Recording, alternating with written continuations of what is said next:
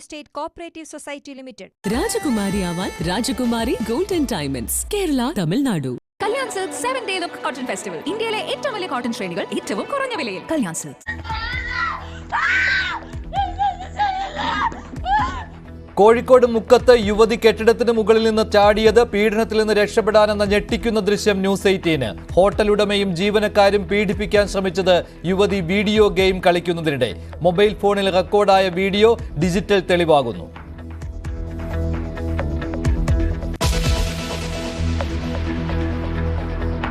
അനധികൃത ഇന്ത്യൻ കുടിയേറ്റക്കാരുമായുള്ള ആദ്യ വിമാനം അമേരിക്കയിൽ നിന്ന് പുറപ്പെട്ടു. സൈനിക വിമാനത്തിൽ ഇന്ത്യയിലേക്ക് തിരിച്ചയച്ചത് 205 പേരെ. കാനഡയ്ക്കും മെക്സിക്കോയ്ക്കുമുള്ള അധിക നികുതി താൽക്കാലികമായി മരവിപ്പിച്ച് ട്രംപ്. അമേരിക്കൻ ഉൽപ്പന്നങ്ങൾക്ക് ഇറക്കുമതി തീരുവ കൂട്ടി ചൈനയുടെ തിരിച്ചടി.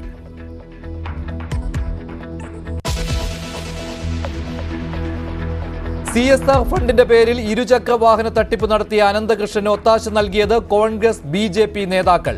പകുതി വിലയ്ക്ക് സ്കൂട്ടർ പദ്ധതിയുടെ ഉദ്ഘാടനത്തിൽ ഹൈബി ഈഡനും AN രാധാകൃഷ്ണനും.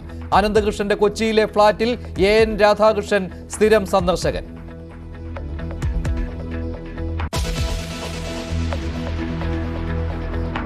പീഡനക്കേസിൽ പോലീസ് കുറ്റപത്രം നൽകിയതിനാൽ മുകേഷിനെ പാർട്ടി പരിപാടികളിൽ വിലക്കാൻ CPM കൊല്ലം ജില്ലാ നേതൃത്വം. തെരഞ്ഞെടുപ്പിൽ ദോഷമാകുമെന്ന് സംസ്ഥാന നേതൃത്വത്തെ അറിയിച്ചു. തീയതിയിലെ പിഴവ് മാറ്റി പുതിയ കുറ്റപത്രം നൽകാൻ പോലീസിന് കോടതിയുടെ നിർദ്ദേശം.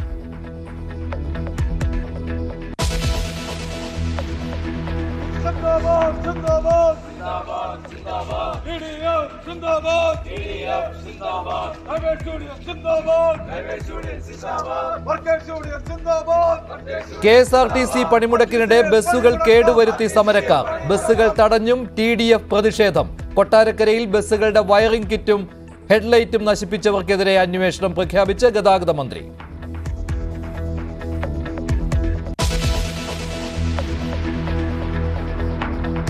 കോടിയേരിയെയും പിണറായിയെയും പരിഹസിച്ച് ശോഭ സുരേന്ദ്രൻ. സനാതന ധർമ്മത്തെ എതിർത്തതുകൊണ്ടാണ് കോടിയേരിക്ക് അർബുദം വന്നതെന്ന് ശോഭ. സമൂഹ മാധ്യമങ്ങളിൽ പ്രതിഷേധം ശക്തം.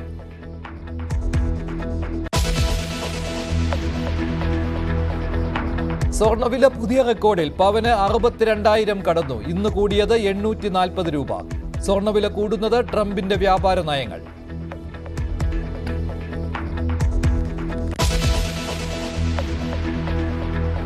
നെന്മാറ ഇരട്ട കൊലപാതക കേസ് പ്രതി ചെന്താമരയുമായി തെളിവെടുപ്പ്. പോത്തുണ്ടിയിൽ സുധാകരനും ലക്ഷ്മിയും വെട്ടേറ്റ് വീണ സ്ഥലത്ത് ചെന്താമരയെ കൊണ്ടുവന്നു. ഒളിച്ചിരുന്ന സ്ഥലത്തും തെളിവെടുപ്പ്.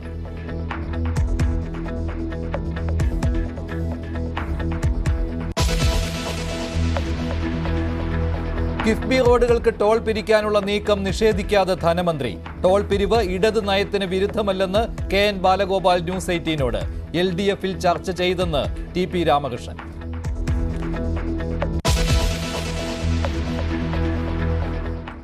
കോഴിക്കോട് മുക്കത്ത് ലോഡ്ജ് ജീവനക്കാരിയെ പീഡിപ്പിക്കാൻ ശ്രമിച്ച സംഭവത്തിൽ ദൃശ്യങ്ങൾ പുറത്തുവന്നു. യുവതി ഫോണിൽ ഗെയിം കളിക്കുന്നതിനിടെയാണ് അതിക്രമം ഉണ്ടായത്.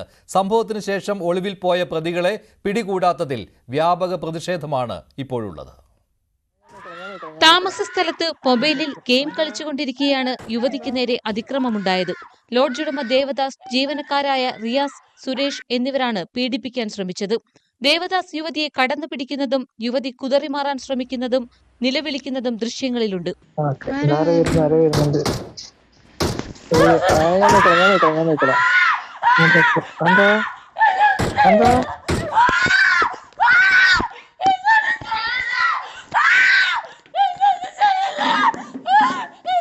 ഞാൻ അങ്കിളാണ്, പേടിക്കണ്ട. അങ്കിൾ നിന്നെ സംസാരിക്കാൻ ഒച്ചുണ്ടാക്കി നിന്നെ മാനം പോവും. ഒച്ചുണ്ടാക്കി നിന്നെ മാനം പോകും.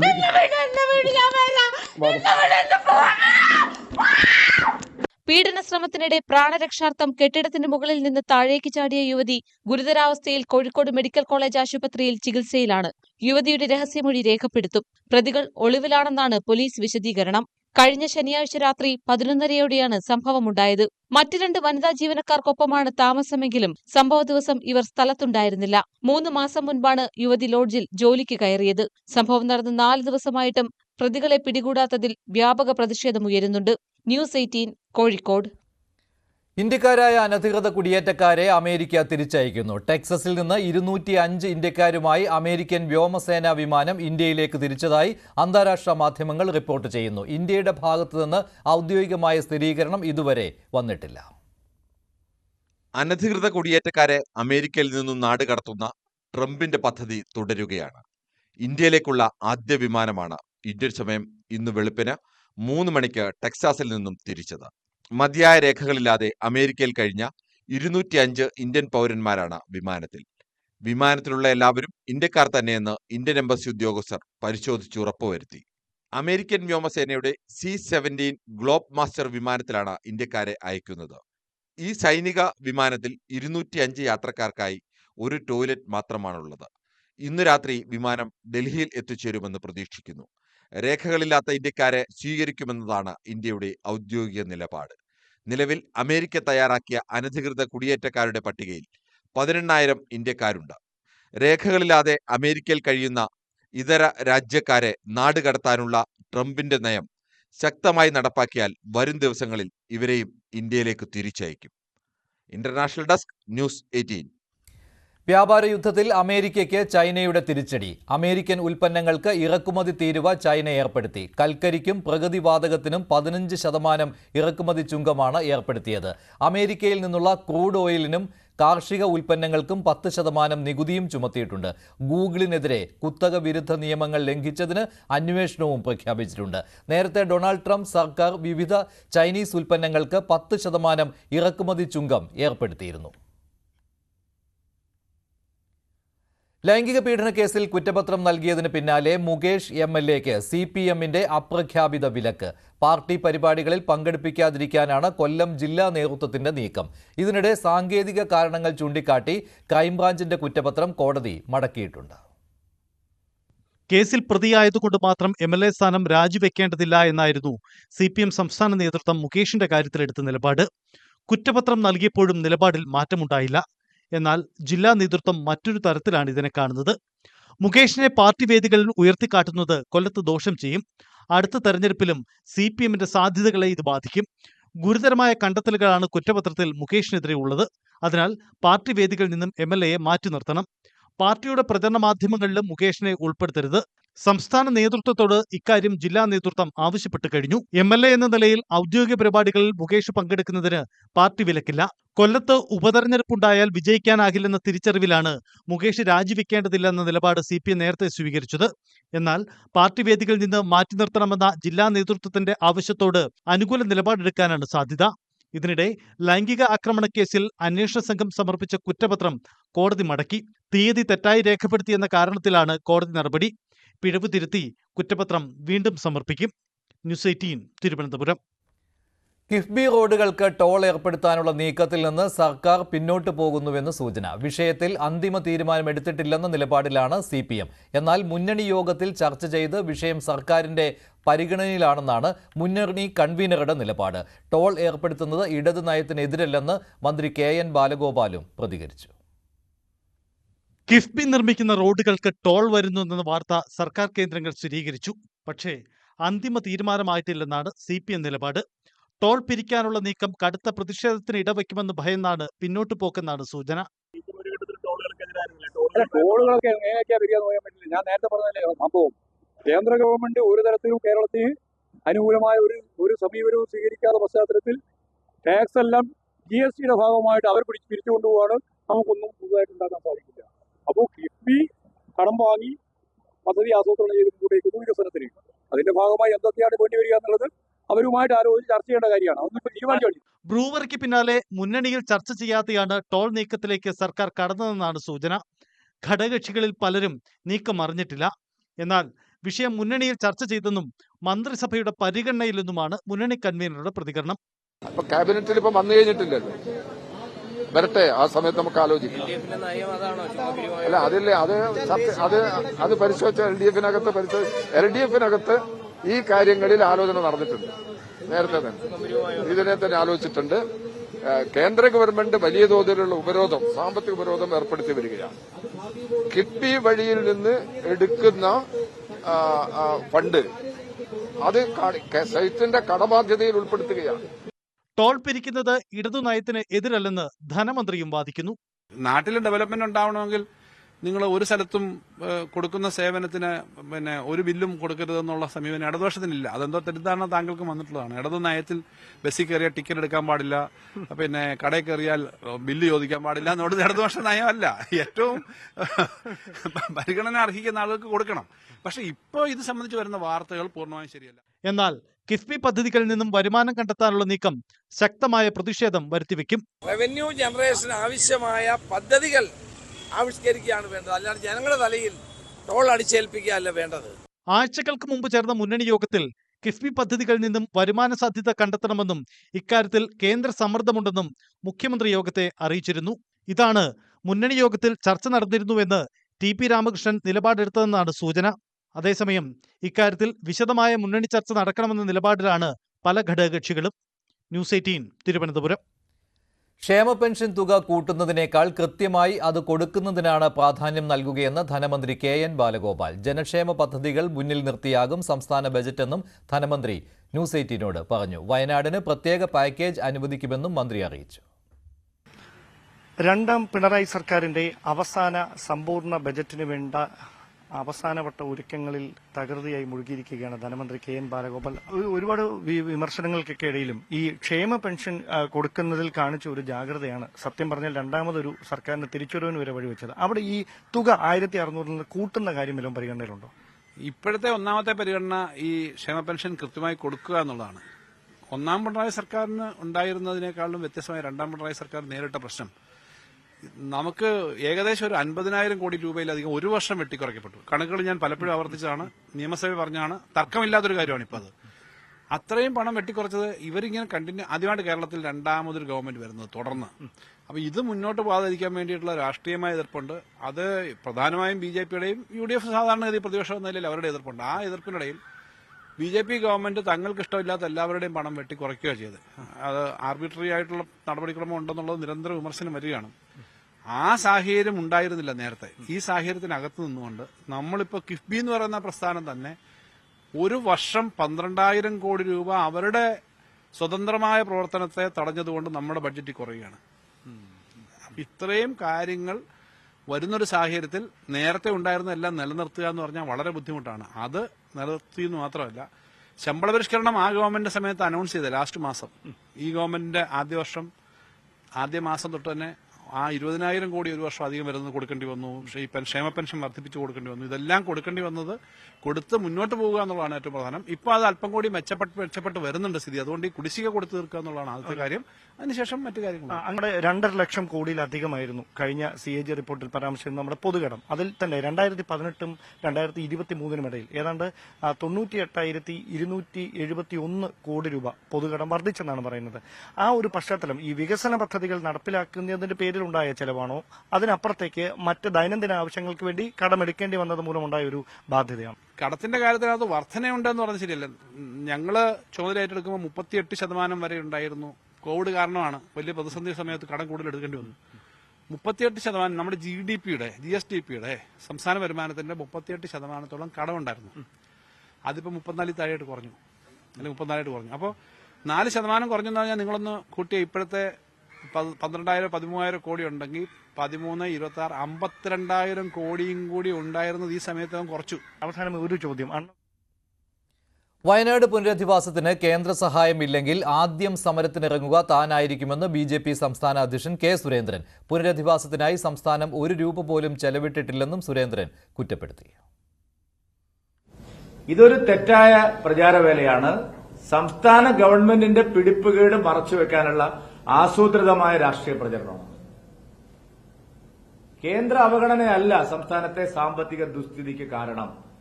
കേരള സർക്കാരിന്റെ ധനകാര്യ മാനേജ്മെന്റാണ്. അത് സമ്മതിച്ചു കൊടുക്കാൻ LDF തയ്യാറാവുന്നില്ല. എനിക്ക് മനസ്സിലാവാത്തത് VD സതീശനും സംഘവും എന്തിനാണ് ഈ പ്രചാരവേല ഏറ്റുപിടിക്കുന്നതെന്നാണ്. വയനാടിന്റെ കാര്യത്തിൽ ഇത് തന്നെയാണ് സംഭവിച്ചത്. വയനാടിന്റെ കാര്യത്തിൽ LDF-ഉം UDF-ഉം വ്യാപകമായി പ്രചരിപ്പിച്ചു. കേന്ദ്ര സർക്കാർ അതിതീവ്ര ദുരന്തങ്ങളിലൊന്നായിട്ട് ഈ ദുരന്തത്തെ മാറ്റിയതിനു ശേഷവും ഈ പ്രചാരണം തുടരുകയാണ്. കേരളത്തെ പിന്നോക്ക സംസ്ഥാനമായി പ്രഖ്യാപിച്ചാൽ പണം തരാമെന്ന കേന്ദ്രമന്ത്രി ജോർജ് കുര്യന്റെ പ്രസ്താവനയിൽ പ്രതികരണവുമായി മന്ത്രി മുഹമ്മദ് റിയാസ്.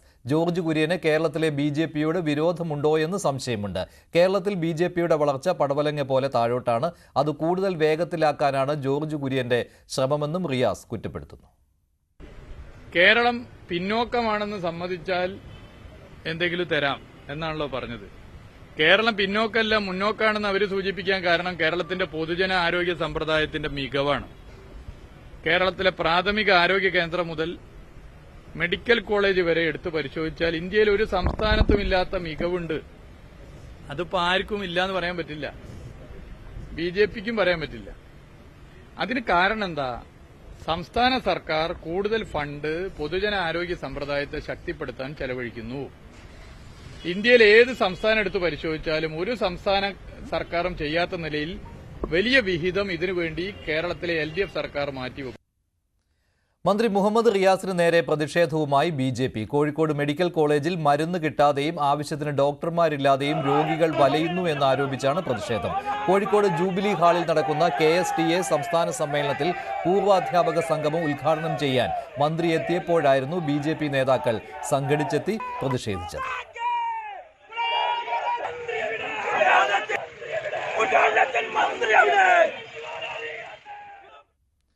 സ്വർണ്ണവില പുതിയ റെക്കോർഡിൽ. പവന്റെ വില ചരിത്രത്തിൽ ആദ്യമായി 62,000 രൂപ കടന്നു. ഒരു പവൻ സ്വർണത്തിന് ഇന്ന് കൂടിയത് 840 രൂപയാണ്. ഇതോടെ ഒരു പവന് 62,480 രൂപയാണ് ഇന്നത്തെ വില. വില ഇനിയും ഉയരുമോ എന്നാണ് എല്ലാവരും ഉറ്റുനോക്കുന്നത്. കൂടുതൽ വിവരങ്ങളുമായി ശ്രീജ ശ്യാം ചേരുന്നു. ശ്രീജ, എന്തായാലും സ്വർണ്ണവില കൂടുവാനുള്ള സാധ്യതയാണല്ലോ. ഇതിൽ പ്രതിഫലിക്കുന്നത് ട്രംപിന്റെ വ്യാപാര നയങ്ങളും. തീർച്ചയായും മഞ്ജുഷ്, ഡൊണാൾഡ് ട്രംപ് രണ്ടാം ഊഴത്തിലെത്തി നടത്തിയ പ്രഖ്യാപനങ്ങൾ തന്നെയാണ് ഇത്തരത്തിലുള്ളൊരു വലിയ കുതിച്ചുകയറ്റത്തിലേക്ക് സ്വർണത്തെ എത്തിച്ചിട്ടുള്ളത് എന്നത് വളരെ വ്യക്തമാണ്. കഴിഞ്ഞ ദിവസങ്ങളിൽ ട്രംപ് പ്രഖ്യാപിച്ച ചുങ്കം ഏർപ്പെടുത്തൽ, പ്രത്യേകിച്ച് കാനഡ, മെക്സിക്കോ, ചൈന എന്നീ രാജ്യങ്ങളിൽ ഏർപ്പെടുത്തിയ ചുങ്കം, അത് വലിയ രീതിയിൽ ആഗോള വിപണിയിൽ പ്രതിഫലിക്കുന്നുണ്ട്. അതിൽ ഇപ്പോൾ കാനഡയിലും മെക്സിക്കോയിലും തൽക്കാലത്തേക്കൊരു ഇളവ് നൽകിയിട്ടുണ്ട്. സ്വാഭാവികമായും അതിൻ്റെ ഗുണം കാണാം. പക്ഷേ നമ്മൾ ശ്രദ്ധിക്കേണ്ട കാര്യം, ഇന്ത്യ അല്ലെങ്കിൽ പ്രത്യേകിച്ച് കേരള മാർക്കറ്റ് എന്ന് പറയുന്നത് സ്വർണം ഏറ്റവും പ്രധാനപ്പെട്ട ഒരു ഇൻവെസ്റ്റ്മെൻ്റായി കരുതുന്ന ഒരു മാർക്കറ്റാണ് കേരളത്തിലേത്. കേരളത്തിലെ ആളുകൾ, മലയാളികൾ പൊതുവെ സ്വർണത്തെ അവരുടെ ഒരു സമ്പാദ്യമായി കാണുന്നവരാണ്. അതുകൊണ്ട് തന്നെയാണ് ഈ സ്വർണ്ണവില കൂടുന്ന ഒരുപക്ഷെ നമ്മൾ മലയാളികളെ സംബന്ധിച്ച് ഇത്രയേറെ വലിയ വാർത്തയാവുന്നത്. ഇന്ന് മാത്രം 840 രൂപ വർദ്ധിച്ച് 62,480 രൂപയിലെത്തുമ്പോൾ ഒരു പവൻ സ്വർണത്തിൻ്റെ ഒരു ആഭരണം വാങ്ങാൻ ഇന്ന് ജ്വല്ലറികളിൽ എത്തുന്ന ഒരാൾക്ക് GSTയും പണിക്കൂലിയും സഹിതം 70,000 രൂപ കൊടുക്കേണ്ടി വരും. ഇത് എത്ര നാൾ മുന്നോട്ട് പോകുമെന്നതാണ് പൊതുവെ വിപണിയിൽ ഉയരുന്ന ചോദ്യം. നമ്മൾ മനസ്സിലാക്കേണ്ട ഒരു പ്രധാനപ്പെട്ട കാര്യം, ട്രംപിൻ്റെ ഇത്തരം നയങ്ങൾ തുടരുന്നിടത്തോളം കാലം സ്വാഭാവികമായും ഈ വില കൂടാൻ സാധ്യതയുണ്ട്. തൽക്കാലത്തേക്ക് ഇതിലൊരു ഇളവ് വരാൻ ചാൻസ് ഉണ്ട്. കാരണം ഇപ്പോൾ ഈ കാനഡയിലും മെക്സിക്കോയിലും ഇളവ് പ്രഖ്യാപിച്ചിട്ടുണ്ട് 1 മാസത്തേക്ക്. അത് വിപണിയിൽ ഉടൻ തന്നെ പ്രതിഫലിച്ചു തുടങ്ങും. നമ്മൾക്കറിയാം, ഡോളർ ഇപ്പോൾ ചരിത്രത്തിലെ ഏറ്റവും ശക്തമായ നിലയിലാണുള്ളത്. ഡോളറിനെതിരെ രൂപയ്ക്ക് 87 രൂപ 10 പൈസയാണ് ഇന്നത്തെ മൂല്യം. സ്വാഭാവികമായും അത് തന്നെയാണ് ഈ സ്വർണ്ണവില കൂടുന്നതിലേക്ക് കാര്യങ്ങൾ നയിക്കുന്നത്. അതായത് നമുക്ക് നമ്മുടെ ഒരു ഡോളർ കിട്ടണമെങ്കിൽ നമുക്ക് 87 രൂപ 10 പൈസ കൊടുക്കണം. അത്രയും 87 രൂപ 10 പൈസ കൊടുത്തിട്ട് വേണം നമുക്കൊരു ഡോളർ വാങ്ങാൻ. സ്വർണം നമ്മുടെ ഉൽപ്പാദനം വളരെ കുറവാണ് ഇന്ത്യയിൽ, ഇറക്കുമതിയാണ് കൂടുതൽ. ഇതാണ് ഇത്തരത്തിൽ സ്വർണ്ണവില കൂടുന്നതിലേക്ക് കാര്യങ്ങൾ നയിക്കുന്നത്. ഇതോടൊപ്പം ആളുകൾ സ്വർണത്തെ ഒരു സുരക്ഷിത നിക്ഷേപമായി, ഈ താരിഫ് ഏർപ്പെടുത്തിയതോടുകൂടി ഇതൊരു സുരക്ഷിത നിക്ഷേപമായി കരുതി വലിയ തോതിൽ ആളുകൾ സ്വർണം വാങ്ങി കൂട്ടുന്നുണ്ട്. ആഗോളതലത്തിൽ പണപ്പെരുപ്പം ഉയർന്നു നിൽക്കുകയാണ്. ഈ ഘടകങ്ങളൊക്കെ സ്വർണ്ണവില കൂടുന്നതിലേക്ക് നയിക്കുന്നുണ്ട്. പക്ഷേ നമ്മളെ സംബന്ധിച്ച് ഈ ഡോളറിനെതിരായ രൂപയുടെ മൂല്യത്തിലുണ്ടാവുന്ന ഇടിവാണ് വലിയ രീതിയിൽ നമ്മളെ ബാധിക്കുന്നത്. അത് കുറച്ച് നാളത്തേക്ക് കൂടി ഇങ്ങനെ തന്നെ തുടരും. പക്ഷേ പെട്ടെന്ന് ചിലപ്പോൾ ഈ വരുന്ന ദിവസങ്ങളിൽ ഒരു ഇളവുണ്ടായേക്കാം, ഒരു കുറവുണ്ടായേക്കാം. പക്ഷേ ട്രംപിൻ്റെ ഇത്തരം നയങ്ങൾ എപ്പോൾ വേണമെങ്കിലും ഇത് തിരിച്ച് കയറുകയും ഒരു 80,000 രൂപ വരെയൊക്കെ 62,000 രൂപ കടന്നിരിക്കുകയാണ്. ചരിത്രത്തിൽ ആദ്യമായാണ് സ്വർണത്തിന് ഇത്രയും വില കൂടുന്നത്. 3 ദിവസത്തെ കനത്ത ഇടിവിന് ശേഷം വിപണികൾ തിരിച്ചു കയറുകയാണ്. സെൻസസ് 500 പോയിന്റ് ഉയർന്നിട്ടുണ്ട്. നിഫ്റ്റി 23,500 മുകളിൽ എത്തിയിട്ടുമുണ്ട്. കാനഡയ്ക്കും മെക്സിക്കോയ്ക്കുമെതിരെ അമേരിക്ക ചുമത്തിയ ഉപരോധങ്ങൾ താൽക്കാലികമായി പിൻവലിച്ച സാഹചര്യത്തിലാണ് വിപണിയിൽ ഉണർവ് പ്രകടമായത്. സംസ്ഥാനത്ത് KSRTC ജീവനക്കാരുടെ സമരം തുടരുകയാണ്. TDFന്റെ നേതൃത്വത്തിലാണ് സമരം നടത്തുന്നത്. അതേസമയം താൽക്കാലിക ജീവനക്കാരെ ഉപയോഗിച്ച് സർവീസ് നടത്താനുള്ള മാനേജ്മെന്റിന്റെ തീരുമാനത്തിനെതിരെ വിവിധയിടങ്ങളിൽ വ്യാപകമായ പ്രതിഷേധമായിരുന്നു. നെടുമങ്ങാട് പ്രതിഷേധക്കാരെ പോലീസ് അറസ്റ്റ് ചെയ്ത് നീക്കി. കൂടുതൽ വിവരങ്ങൾ ഡാൻ കുര്യന്റെ റിപ്പോർട്ടിൽ. ഇന്നലെ രാത്രി മുതൽ TDFന്റെ നേതൃത്വത്തിൽ തുടങ്ങിയ KSRTCയുടെ ജീവനക്കാരുടെ പണിമുടക്കാണ് സംസ്ഥാനത്തിന്റെ വിവിധയിടങ്ങളിൽ വ്യാപകമായ പ്രതിഷേധങ്ങൾക്കിടയിൽ ഇപ്പോഴും തുടർന്നുകൊണ്ടിരിക്കുന്നത്. TDF അവകാശപ്പെടുന്നത് ഏതാണ്ട് 70% ജീവനക്കാർ ഈ സമരത്തിൽ പങ്കെടുക്കുന്നുണ്ട് എന്നാണ്. ഞങ്ങളിപ്പോൾ ഉള്ളത് തമ്പാനൂരിലെ കിഴക്കേക്കോട്ടയിലുള്ള KSRTCയുടെ ബസ് സ്റ്റാൻഡിലാണ്. ഇവിടെ പക്ഷേ സർവീസുകൾ സാധാരണയായി തന്നെ നടക്കുന്നുണ്ട്. അതായത് താൽക്കാലിക ജീവനക്കാരെ കൂടുതലായി ഉൾപ്പെടുത്തിക്കൊണ്ടാണ് ഈ സർവീസുകൾ ഉറപ്പുവരുത്തുന്നതിന് വേണ്ടിയിട്ടുള്ള നടപടി മാനേജ്മെന്റിന്റെ ഭാഗത്തുനിന്നുണ്ടായത്. അങ്ങനെ ഈ സർവീസുകൾ നടത്താൻ, ഈ സമരം തുടങ്ങിയതിനു ശേഷം സർവീസ് നടത്താനുള്ള നീക്കത്തിനെതിരെയാണ് ഇന്നലെ രാത്രി വൈകി പാപ്പനമോട്, അതോടൊപ്പം ഇന്ന് രാവിലെ പാലോട്, അതിനു പുറമെ നെടുമങ്ങാട് ഉൾപ്പെടെയുള്ള സ്ഥലങ്ങളിൽ വ്യാപകമായ പ്രതിഷേധമുണ്ടായത്. നെടുമങ്ങാടും പാലോടും പ്രതിഷേധവുമായി രംഗത്തെത്തിയ TDF പ്രവർത്തകരെ പോലീസ് അറസ്റ്റ് ചെയ്ത് നീക്കുകയായിരുന്നു. അതോടൊപ്പം തന്നെ പാലക്കാട്, കൊട്ടാരക്കര തുടങ്ങിയ സ്ഥലങ്ങളിലും വലിയ തരത്തിലുള്ള പ്രതിഷേധമാണ് ഉണ്ടായത്. ഈ താൽക്കാലിക ജീവനക്കാരെ ഉപയോഗിച്ചുകൊണ്ട് സ്വിഫ്റ്റ് ബസ്സുകളടക്കം സർവീസ് നടത്താനുള്ള നീക്കത്തിനെതിരെ വലിയ പ്രതിഷേധം ഉയർന്ന പശ്ചാത്തലത്തിലാണ് പ്രതിഷേധക്കാരെ പോലീസിന് ബലം പ്രയോഗിച്ച് അറസ്റ്റ് ചെയ്ത് നീക്കേണ്ട സാഹചര്യം ഉണ്ടായത്.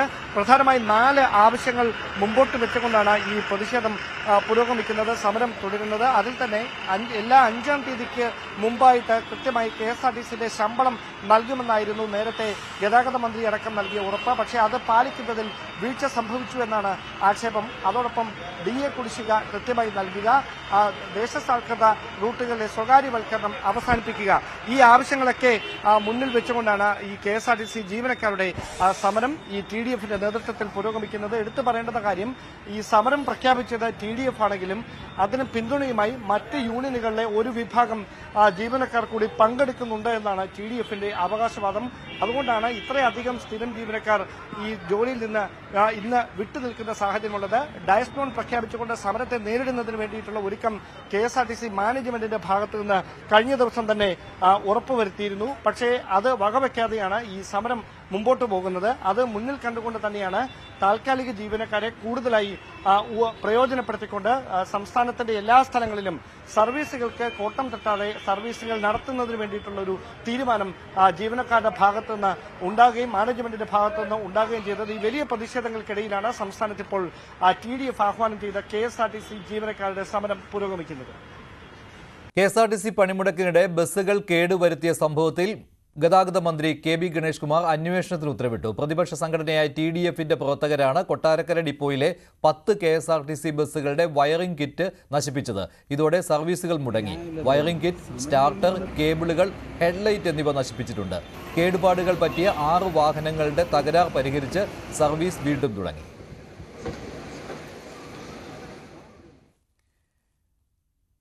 AI പുകഴ്ത്തുന്ന പ്രസ്താവന തിരുത്തി CPM സംസ്ഥാന സെക്രട്ടറി MV ഗോവിന്ദൻ. AI സംവിധാനം മുഴുവൻ കുത്തക മുതലാളികളുടെ കയ്യിലാണ്. AI സംവിധാനം വഴി ഉൽപ്പാദിപ്പിക്കുന്ന സമ്പത്ത് മുതലാളിത്ത രാജ്യങ്ങളിൽ കുന്നുകൂടുകയും ചെയ്യും. ഇത് ചൂഷണത്തിന് വഴിവെക്കുമെന്നും MV ഗോവിന്ദൻ പറഞ്ഞു.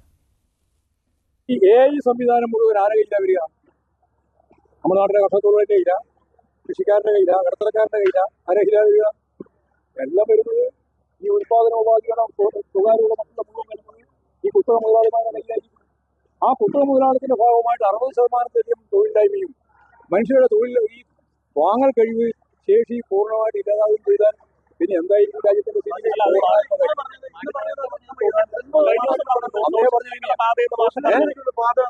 അതേ സംശയം തള്ളുന്നത്. ഇങ്ങനെയുള്ള ഒരു സംഘർഷാത്മക രൂപം വന്നതുകൊണ്ടാണ് മാർക്സ് സോഷ്യലിസത്തിലേക്കുള്ള യാത്രയിൽ അധ്വാനിക്കുന്ന വർഗം അതിശക്തിയായി ഈ ഭരണകൂട വ്യവസ്ഥയെ തന്നെ തട്ടിമാറ്റി പുതിയ രീതിയിൽ മുന്നോട്ടേക്ക് പോകുമെന്ന് കമ്മ്യൂണിസ്റ്റ് മാനിഫെസ്റ്റോയിൽ പറഞ്ഞത്. നിങ്ങളെല്ലാവരും ഒന്നുകൂടി കേൾക്കും.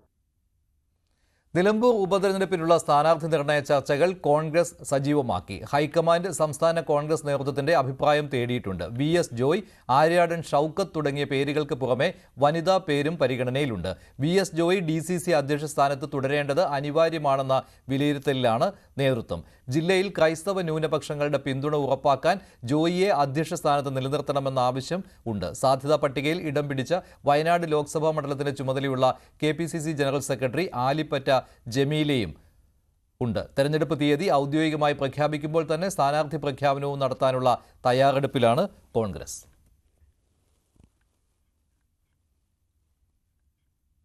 കോടിയേരി ബാലകൃഷ്ണനെയും മുഖ്യമന്ത്രി പിണറായി വിജയനെയും പരിഹസിക്കുന്ന BJP നേതാവ് ശോഭാ സുരേന്ദ്രന്റെ പ്രസ്താവനയ്ക്കെതിരെ സമൂഹമാധ്യമങ്ങളിൽ പ്രതിഷേധം ശക്തമാവുകയാണ്. സനാതനധർമ്മത്തെ എതിർത്തതുകൊണ്ടാണ് കോടിയേരി ഇപ്പോൾ ഇല്ലാത്തതെന്നായിരുന്നു ശോഭാ സുരേന്ദ്രന്റെ വാക്കുകൾ.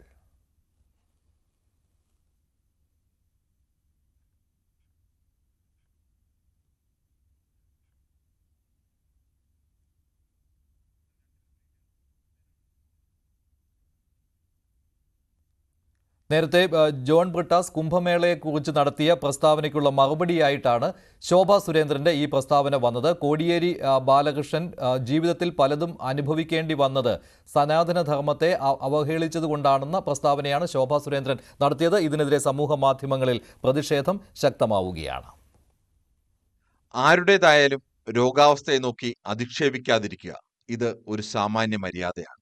അർബുദം ബാധിച്ചു മരിച്ച CPM മുൻ സംസ്ഥാന സെക്രട്ടറി കോടിയേരി ബാലകൃഷ്ണന്റെ രോഗത്തിനും മരണത്തിനും കാരണം വിശദീകരിക്കുകയാണ് ശോഭാ സുരേന്ദ്രൻ. അപ്പോ കേരളത്തില് കോടിയേരി ബാലകൃഷ്ണൻ സനാതന മൂല്യത്തെ വെല്ലുവിളിച്ചു. ഇപ്പൊ നമ്മളോടൊപ്പം ഇല്ല അദ്ദേഹം. എത്ര വേദനയാണ് അദ്ദേഹം ജീവിതത്തിൽ ഏറ്റുവാങ്ങിയത്.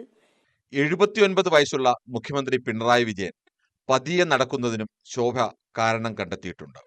കേരളത്തിന്റെ മുഖ്യമന്ത്രി കമ്മ്യൂണിസ്റ്റ് പാർട്ടി ആദ്യമായിട്ട് ഇന്ത്യയിൽ കമ്മ്യൂണിസ്റ്റ് പാർട്ടി അധികാരത്തിൽ വന്ന ഒരു സംസ്ഥാനത്തെ മുഖ്യമന്ത്രി രാജ്യത്തൊരു മീറ്റിങ്ങിന് വന്ന് നടന്നു പോകുമ്പോൾ ആ മുഖ്യമന്ത്രിയെ ചൂണ്ടിയിട്ട് മറ്റുള്ള സംസ്ഥാനങ്ങളിലെ മുഖ്യമന്ത്രിമാർ ചിരിക്കുകയാണ്. അവരുള്ളിൽ ചിരിക്കുകയാണ്. അങ്ങനെയുള്ള ഒരു സാഹചര്യം അദ്ദേഹത്തിന് എങ്ങനെയുണ്ടായി? കോടിയേരിയുടെയും പിണറായിയുടെയും രോഗത്തോടും ആരോഗ്യനിലയോടുമുള്ള ശോഭാ സുരേന്ദ്രന്റെ പരിഹാസത്തിനെതിരെ രൂക്ഷ വിമർശനമാണ് സമൂഹ മാധ്യമങ്ങളിൽ ഉയരുന്നത്. സനാതനധർമ്മത്തെ അനുകൂലിക്കുന്നവർക്കാർക്കും അർബുദം വന്നിട്ടുണ്ടാവില്ല അല്ലേ എന്നും ചോദിക്കുന്നു ചിലർ. രോഗം ചൂണ്ടിക്കാട്ടി എതിരാളികളെ പരിഹസിച്ചത് മോശമായി പോയെന്ന അഭിപ്രായമാണ് BJPയിലെ പല നേതാക്കൾക്കുമുള്ളത്. CPMലെ 2 പ്രധാന നേതാക്കൾക്കെതിരായ പരിഹാസത്തിന് CPM സംസ്ഥാന സെക്രട്ടറി MV ഗോവിന്ദന്റെ മറുപടി ഇങ്ങനെ: കോടിയേരി കേരളത്തിലെ കമ്മ്യൂണിസ്റ്റ് പ്രസ്ഥാനത്തിന് നൽകിയ സംഭാവന എന്ന് പറയുന്നത് അതുല്യമായ രീതിയിലുള്ള സംഭാവനയാണ്. അത്തരത്തിലുള്ള ഒരാളെ മഹാത്മാഗാന്ധിയെ അതിജീവിക്കുന്ന RSSന്റെ BJPയുടെ നിലപാടിനോട് ഒപ്പം നിന്ന് പോകുന്ന RSSകാരെ പറ്റി വേറെ എന്താ പറയാനുള്ളത്? അതിനൊന്നും യാതൊരു കാര്യമില്ല. Political desk, news 18. എറണാകുളത്ത് CSR ഫണ്ടിന്റെ പേരിൽ തട്ടിപ്പ് നടത്തിയ സംഭവത്തിൽ അറസ്റ്റിലായ പ്രതി തട്ടിപ്പ് നടത്തിയത് രാഷ്ട്രീയ നേതാക്കളുടെ ഒത്താശയോടെ.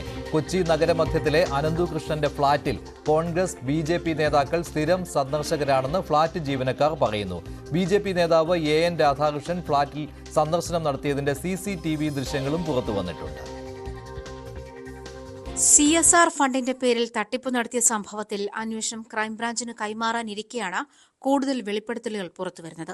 അറസ്റ്റിലായ പ്രതി അനന്തുകൃഷ്ണൻ തട്ടിപ്പ് നടത്തിയത് BJP കോൺഗ്രസ് നേതാക്കളുടെ ഒത്താശയോടെയാണെന്ന ആരോപണം ശക്തമാണ്. ഇത് സ്ഥിരീകരിക്കുന്ന തെളിവുകളും പുറത്തുവന്നിട്ടുണ്ട്. BJP നേതാവ് AN രാധാകൃഷ്ണൻ ഫ്ളാറ്റിൽ വന്നുപോകുന്ന CCTV ദൃശ്യങ്ങൾ ഇതിനകം പുറത്തുവന്നു കഴിഞ്ഞു. AN രാധാകൃഷ്ണൻ ഫ്ളാറ്റിൽ പതിവായി വരാറുണ്ടായിരുന്നുവെന്ന് കെയർടേക്കർ വ്യക്തമാക്കുന്നു. സാറ് ഇടയ്ക്ക് വന്നു പോകുന്നത് കണ്ടിട്ടുണ്ട്. ഒരുപാട് തവണയായിട്ട് വന്നു പോയിട്ടുണ്ട്.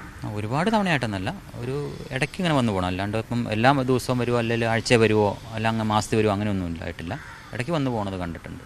തട്ടിപ്പിന്റെ തുടക്കത്തിൽ സ്കൂട്ടർ വിതരണ ചടങ്ങിൽ ഉദ്ഘാടകരായത് AN രാധാകൃഷ്ണനും ഹൈബിയുടനും ഉൾപ്പെടെയുള്ള നേതാക്കളുടെ ചിത്രങ്ങൾക്കൊപ്പം സ്വന്തം ചിത്രമുള്ള പോസ്റ്ററുകളും അനന്തുകൃഷ്ണൻ പ്രചരിപ്പിച്ചിരുന്നു. കോൺഗ്രസ് നേതാവും ഹൈക്കോടതി അഭിഭാഷകയുമായ ലാലി വിൻസെന്റും ഫ്ളാറ്റിലെ സ്ഥിരം സന്ദർശകരിൽ ഒരാളായിരുന്നു. അഡ്വക്കേറ്റ് ലാലി വിൻസെന്റ് മാഡം വന്നു പോകാറുണ്ട്, ഇടയ്ക്ക് സാറിനെ കാണാനായിട്ട് വരാറുണ്ട്. ഇവർ രണ്ടുപേരുമാണ്. പിന്നെ ഒരുപാട് ആൾക്കാർ വരുന്നുണ്ട്, വണ്ടികളിലും കാര്യങ്ങളിലൊക്കെ ആയിട്ട് ഒരുപാട് ആഡംബര വണ്ടികളിലൊക്കെയാണ് ആൾക്കാർ വന്നുകൊണ്ടിരിക്കുന്നത്.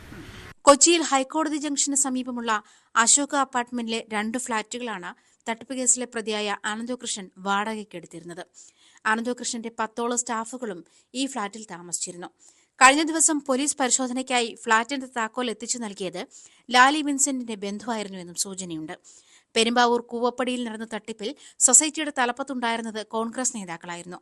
റിമാൻഡിലുള്ള പ്രതി അനന്തകൃഷ്ണനെ കസ്റ്റഡിയിൽ വാങ്ങാൻ മൂവാറ്റുപുഴ പോലീസും കോതമംഗലം പോലീസും അപേക്ഷ നൽകിയിട്ടുണ്ട്.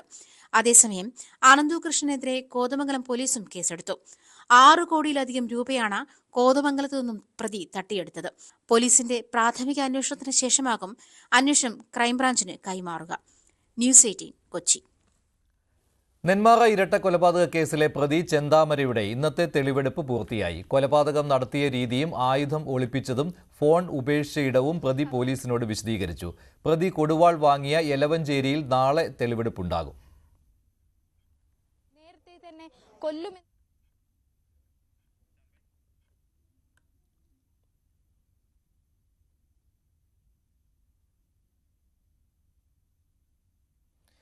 ഡൽഹിയിൽ നാളെ വിധിയെഴുത്ത്.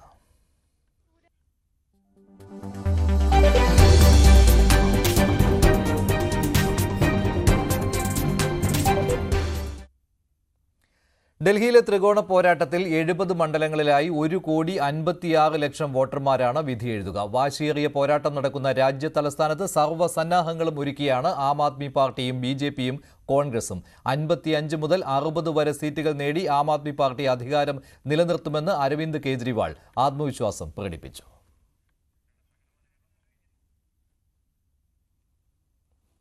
ഇടവേളയ്ക്ക് ശേഷം സകലമാന കേരളം ഭവ്യ പാർവതി ചേരും.